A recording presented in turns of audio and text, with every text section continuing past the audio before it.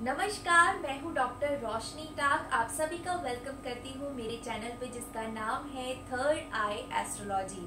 Officially ये मेरे channel का पहला वीडियो है।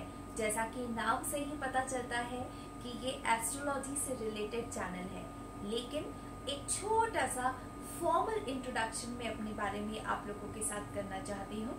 मैं एक वैदिक एस्ट्रोलॉजर हूँ, वास्तु एक्सपर्ट हूँ और लाइफ कोचिंग में भी मैं सक्रिय हूँ। इसके अलावा मैं लॉ ऑफ अट्रैक्शन मेंटर भी हूँ। तो इस चैनल में मैं लॉ ऑफ अट्रैक्शन से जुड़ी हुई बातें और कुछ लाइफ को हम कैसे इजी टिप्स के साथ मैनेज करके इजी बना सकते हैं, इसके बारे में भी आप लोगों से बात किया करूँगी। लेकिन आज मेरा ये पहला वीडियो है, इसलिए मैं एस्ट्रोलॉजी के बारे में ही बात करूँगी। इस सबसे पहले वीडियो में मैं एक छोटा सा ब्रीफ एस्ट्रोलॉजी के बारे में आप लोगों से शेयर करना चाहती हूँ। एस्ट्रोलॉजी, देखिए, एस्ट्रोलॉजी बहुत सारे तरीके की होती है। आप स्क्रॉल करेंगे तो आपको न्यूमरोलॉजिस्ट भी मिल जाएंगे, आपको टैरो कार्ड रीडर्स भी मिल जाएंगे, आपको लाल किताब के थ्रू करने वाले लोग भी मिल जाएंगे, वैदिक में एस्ट्रोलॉजी करने वाले मिल जाएंगे, कृष्ण पद्धति से करने वाले मिल जाएंगे। लेकिन ये जितनी भी तरीके हैं, ये सिर्फ और सिर्फ एक ही तरीके से काम करते हैं। वो क्या है? 9 ग्रह जिन्हें हम कहते हैं, उन्हीं के इर्द गिर्द उन्हीं की कैलकुलेशन अलग अलग फॉर्मूला से लगाकर कंसल्टेशंस दी जाती हैं, चीज़ों को मैनेज किया जाता है। लेकिन कुछ लोग ये कहते हैं कि एस्ट्रोलॉजी साइंस है। वेल, ये एक साइंटिफिक मेथड पे चलने वाली एक पैथी है, लेकिन प्योरली ये साइंस नहीं है। अब कुछ लोग ऑब्जेक्शन भी कर सकते हैं, ये साइंस क्यों नहीं है। स्पेशली जो एस्ट्रोलॉजर्स होते हैं, उनके सबके अपने व्यूज होते हैं, क्योंकि अपने अपने तरीके से वो लोग देखते हैं। लेकिन मैं साइंटिफिकली आपको ये बताना चाहती हूँ कि जो एस्ट्रोलॉजी है वो साइंटिफिक मेथड पे काम करती है, लेकिन खुद साइंस नहीं है। क्योंकि जिस प्लैनेटरी सिस्टम में हम रहते हैं उसमें सबसे बड़ा प्लैनेट होता है अर्थ, और जिस अर्थ में हम रहते हैं उसी का हमारी जिंदगी पे कोई असर नहीं होता। लेकिन हमसे लाखों करोड़ों किलोमीटर दूर बैठे हुए जो ग्रह हैं, उनका हमारी जिंदगी में सीधा सा असर होता है। इसलिए हम इसको प्रॉपर साइंस नहीं कह सकते, लेकिन जिस तरीके से, जिस लॉजिक के साथ जो एस्ट्रोलॉजी के फॉर्मूलाज है, रेमेडीज है, जिस तरीके से हम इन्हें काम में लेते हैं और हमारे जीवन में चेंजेस भी आते हैं, वो डेफिनेटली एक साइंटिफिक प्योर मेथड है।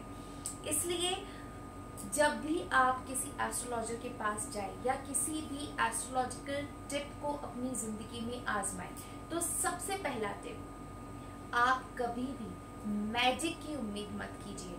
दो, एस्ट्रोलॉजी अपने आप में एक बहुत बड़ा मैजिक है, ट्रांसफॉर्मेशन प्रोसेस है, लेकिन फिर भी आपको पेशेंस रखना है।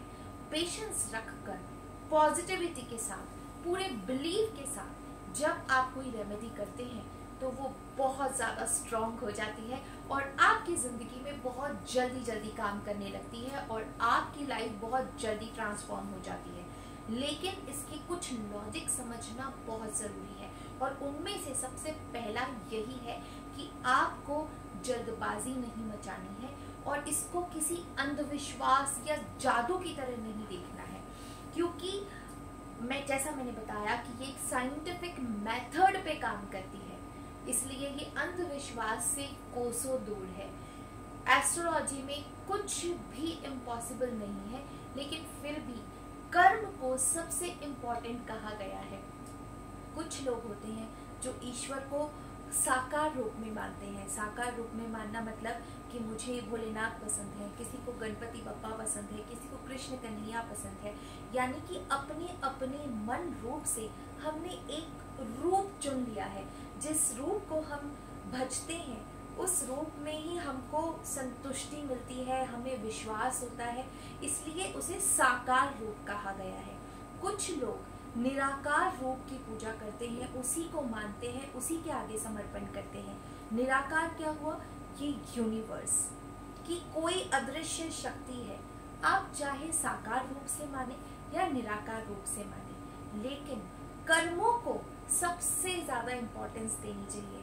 अगर हम किसी चीज को भजते हैं तो हमारा मेन इंटेंशन ये होता है कि हमारे मन में पॉजिटिविटी ज्यादा ग्रो करे, डेवलप हो, और उसके थ्रू जो भी लाइफ में अप्स एंड डाउन्स है उसे हम स्ट्रांगली मैनेज कर सके, उनसे डील कर सके। सो एस्ट्रोलॉजी को कभी भी आप लोगों को ऐसे नहीं लेना है कि आप किसी के पास गए, उसने आपको कोई रेमेडी बताई और तुरंत आपका काम हो गया।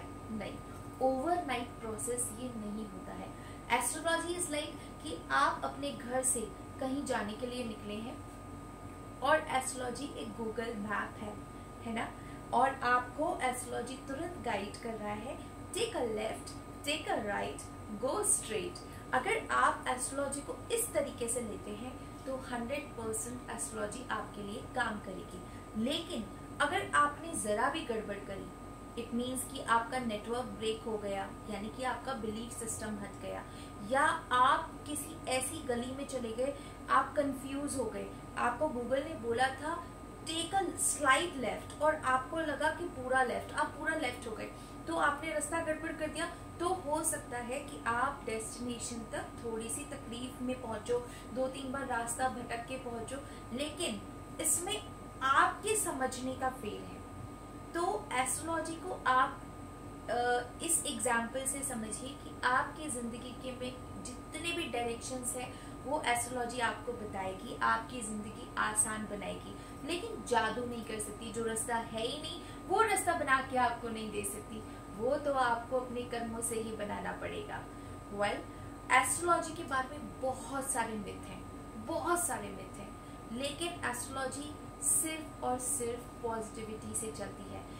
आपकी लाइफ में कुछ लोग भी ऐसे होते हैं जो ये सोचते हैं कि मेरी लाइफ में क्या होने वाला है।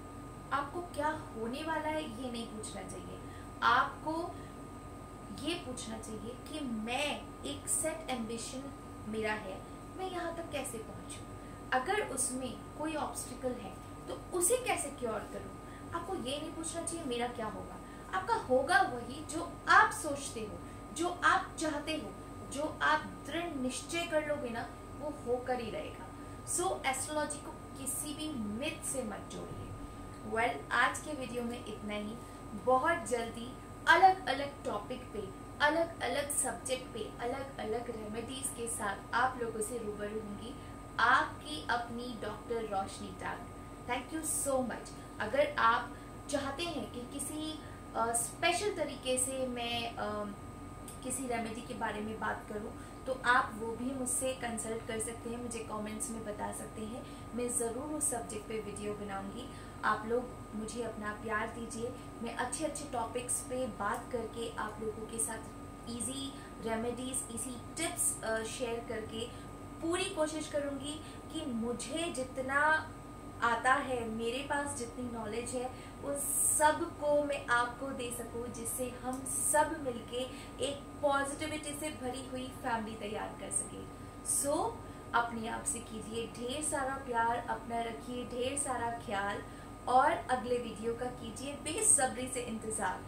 आपसे विदा लेती हूँ। Thank you so much.